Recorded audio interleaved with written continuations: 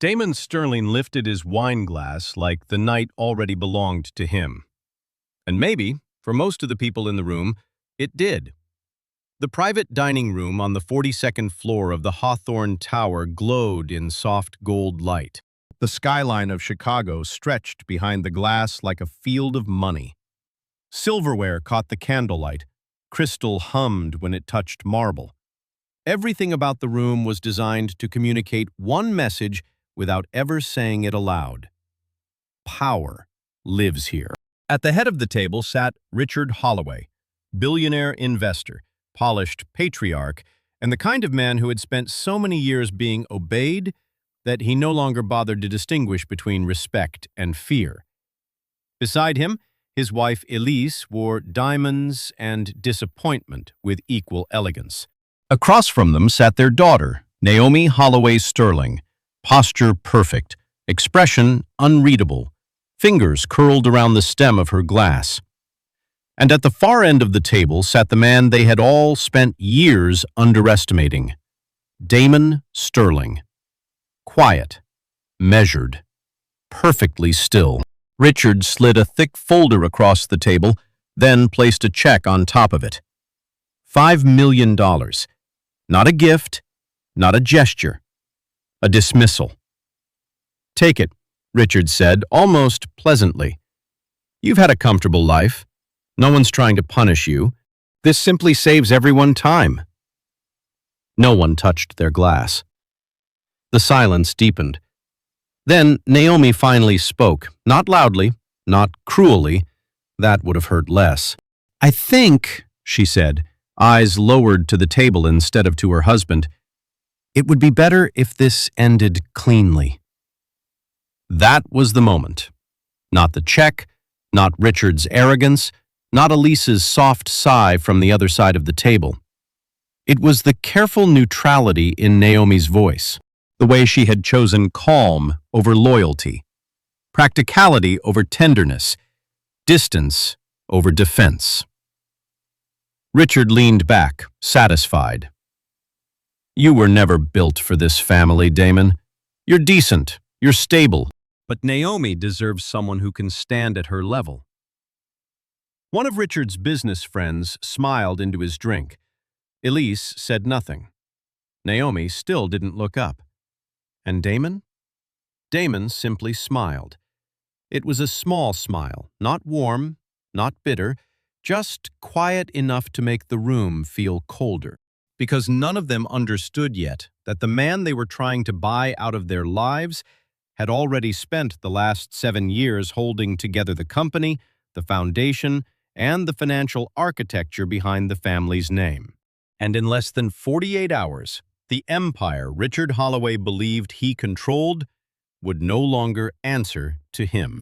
But before I tell you how a wealthy family tried to remove the quiet husband they thought had become inconvenient, only to discover that he had quietly become the most powerful person in the room, welcome to Empire Downfall. If you love stories where arrogance walks confidently toward its own collapse, where silence turns out to be stronger than noise, and where hidden power rewrites the ending, hit subscribe, turn on notifications, and stay with me until the end. Because this one is not just about revenge. It is about what happens when love becomes so polite that it forgets how to protect someone. 5 weeks earlier, Damon Sterling still looked exactly like the man the Holloways believed him to be. 39, reserved, smart without advertising it, well-dressed but never loudly. A man whose suits fit perfectly and whose opinions arrived only when they were needed. He was the kind of person arrogant families often misread because he did not perform power in the way they recognized. He did not interrupt. He did not dominate. He did not turn every dinner into a stage for his intelligence. Richard used to call that good breeding. What he meant was manageable. Damon had not come from nothing, but compared to the Holloways, he may as well have. Richard Holloway had built a private equity empire, then expanded into biotech, infrastructure, and philanthropy until his name sat on hospital wings and research centers and magazine covers.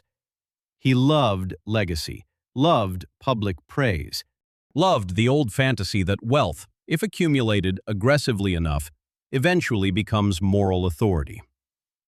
Naomi grew up in that atmosphere: elegant schools, charity galas, summer homes where everyone knew how to smile through tension. A life so carefully arranged that even affection often felt curated. When Damon met Naomi, she seemed tired of all of it. That was what drew him in. She was beautiful, yes, sharp, yes, but there had also been a softness in her once, a kind of private exhaustion with performance. She liked the fact that Damon did not need to impress anyone. She said his calm felt safe. She said he made the world feel quieter. For a while she seemed relieved by him, like someone stepping out of expensive shoes after a long night. Damon loved her honestly, not strategically, not socially, not because of what came with her. And maybe that was why he missed the warning signs for longer than he should have, because people do not usually imagine betrayal where they have placed their gentlest hopes. At first, the Holloways' disrespect was almost easy to excuse. Richard interrupted Damon constantly, especially in front of guests. Elise delivered tiny cuts dressed as refinement. "Damon has a wonderfully grounding presence," she would say. Not every man is supposed to lead a room. The table would laugh the way wealthy people laugh when they want cruelty to feel civilized. Naomi used to step in, a small correction, a look, a hand against Damon's wrist under the table. Then, slowly, almost invisibly, she stopped. That was how the distance began. Not with hatred, not with betrayal dramatic enough to name immediately, but with absence. A joke she no longer challenged, an insult she no longer softened, a silence she no longer seemed embarrassed by. At one dinner, Damon quietly raised a concern about a regulatory shortcut Richard was trying to push through one of the company's clinical subsidiaries. It wasn't emotional, it wasn't abstract. It was real, measurable, and dangerous. Richard laughed. "This is why competence without scale can be so misleading," he said, smiling at the others. "Men like Damon see risk because they've never had to carry consequence." The room laughed with him. Naomi smiled too, just briefly, just enough. Damon said nothing. He rarely did in moments like that, not because he lacked the words, but because he understood something most of them didn't. People reveal themselves most clearly when they think they are merely being casual. And over time, Damon learned to pay attention not just to what the Holloways said, but to what Naomi allowed. That was the part that stayed with him. There are wounds caused by cruelty, and then there are wounds caused by permission. Damon had never worked publicly under Richard Holloway. That had been deliberate. Richard didn't want a son-in-law close enough to matter. So Damon remained, in the family narrative, a private consultant. Smart, useful, peripheral. That story was comfortable for everyone. It was also false. 7 years earlier, when Holloway Life Sciences had nearly collapsed under a hidden debt crisis, a failed internal controls system, and a private acquisition that had gone catastrophically wrong, Richard had been cornered. Publicly, the company still looked stable. Privately, it was bleeding from 5 places at once. If the market had smelled it, the family would have lost more than money. They would have lost mythology. Naomi had come to Damon then, afraid, honest, still loving enough to ask for help without calculation. And Damon had helped, quietly. He designed the restructuring architecture, stabilized the hidden liabilities, rebuilt the internal control framework, protected the family foundation from collateral exposure, constructed a governance contingency package that could shield the company if executive judgment ever became corrupted by coercion, fraud, or reputational self-destruction. Richard signed what he needed to sign because the alternative was collapse. He barely read any of it. That was typical of men who believe their confidence is a substitute for comprehension. Buried inside those emergency documents sat the one thing no one in the Holloway family remembered clearly enough to fear: 51% contingent control. Dormant, silent, locked behind triggers no one expected to activate. Least of all, Damon. Because Damon had not married Naomi with an exit strategy in mind. He had built with her, loved with her, planned with her. That is the strange cruelty of failing relationships. Sometimes the person with the most leverage is also the person who never wanted to use it. The moment something inside Damon changed did not come from Richard. It came from overhearing Naomi. 3 nights before the dinner with the check, Damon returned home earlier than expected. The penthouse was quiet, except for Naomi's voice drifting from the study. She was on a private call with her mother. Damon did not mean to listen. Then he heard his own name. "I'm tired, Mom," Naomi said. "I can't keep pretending this works." A pause. Then Elise's voice, faint through the speaker. "You married below your orbit because you wanted peace. Peace isn't the same thing as partnership." Naomi let out a tired laugh. "He's not a bad man," she said. "That's the problem. He's so decent, so careful, so harmless. You almost feel guilty leaving." That word sat in the room like a stain. Harmless. Elise said something Damon couldn't fully catch.